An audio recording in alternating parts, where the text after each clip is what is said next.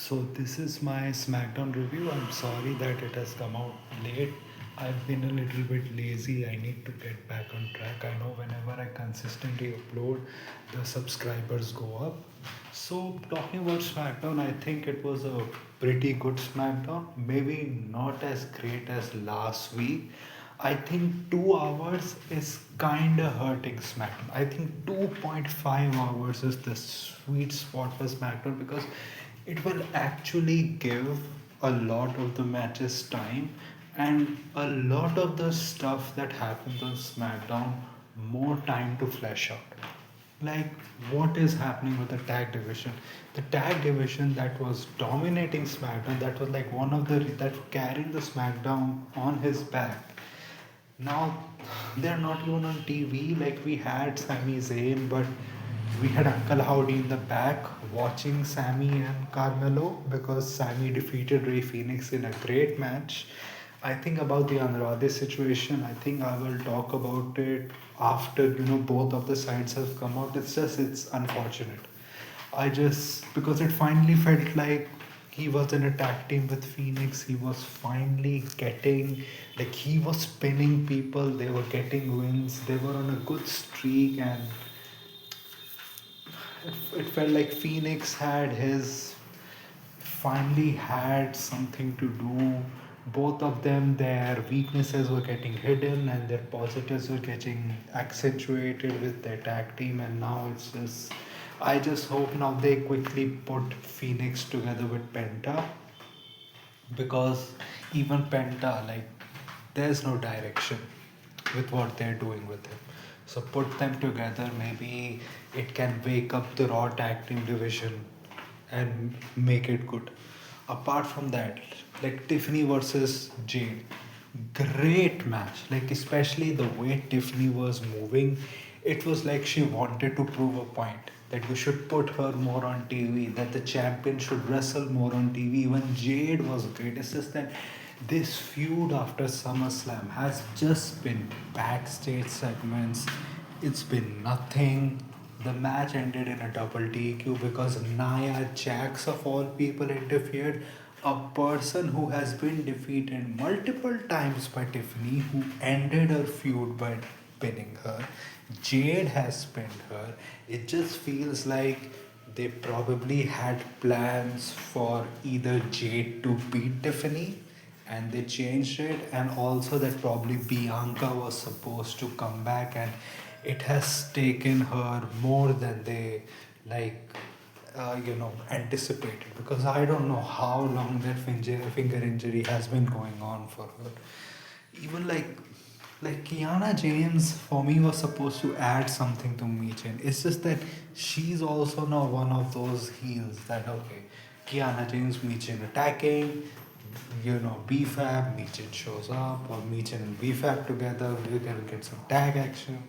Then we're probably gonna get Michin, we're gonna get BFAB versus Julia for the title. It's just that it's same old heel face stuff. It's nothing dynamic. I don't know what they're doing with her. It's just disappointing. Sammy versus Rey Phoenix was very great. I am actually kind of surprised of how successful the John Cena Open Challenge was and how they never gave that gimmick to anyone else apart from like uh, Kevin Owens defending his NXT championship for like a week. Like Sami Zayn having that is really great because it actually like you don't really have to put him in a storyline and it actually gives people who are not being used quality time on TV. Sami is a great wrestler and it will help you know pull the US title from the dumps. And again, they had Solo losing his shit in a promo.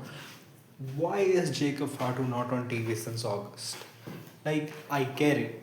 Your plans change, you're giving Sammy the US title. Jacob doesn't need the US title.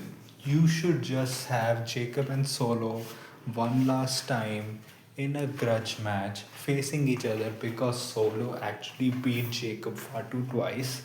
Now Solo doesn't have the US title. Have them in a grudge match. Have Jacob Fatu maybe in the last man standing. put Solo through like 100 tables and get his leg back. Like, one of the most organically over people on your roster is not on the show anymore. I don't know how that happens. Then, apart from that, I would say, Brock Lesnar R-Truth segment was fun, even though R-Truth is kind of like sometimes he is. The funny thing was that Brock tore his pants. That was the most funny thing that happened. Apart from that, it was fine. I don't know why still he's targeting John Cena. Then Randy versus Drew was really good. In the end, they did the same Aleister Black Damien Priest finish that the referee, on his own volition, got involved to stop Randy's punt kick. And I was like, there have been times where Randy has, thought about going for it, and I've not seen the referee stop him. So there is no continuity in that. In the end, still Drew won, and the thing is, I'm glad for Aleister Black. It's just that the finish didn't make sense. Even here, the finish didn't make sense. In the end, Cody returned after, because Drew was going to do the same thing to Randy, what he did to Cody, to put him out for like a month. Cody returned to a good pop, attacked Drew, and Cody and Drew are facing for the WWE Universal Championship at WrestlePalooza. And I think what's gonna happen is Cody is gonna win, but I think Randy is gonna get involved somehow, and that way Drew can get protected in a loss, and Cody can, still continue his title reign. And I can see probably a triple threat between these three probably happening at Crown Jewel. It makes sense also, like it's a big stadium show in Australia. Having Cody, Drew, Randy triple threat, like that's a big thing. I think that's what's gonna probably happen at WrestlePalooza. Another thing also is that I hope they do stuff like, I think probably next week Carmelo is gonna lose because of something happening with the Miz. I think I see that. One thing also is, what is next? Like, you had Street Profits in like exclusive YouTube video, like they are having tensions and everything. Another thing is, who is gonna face the Wyatt Six next?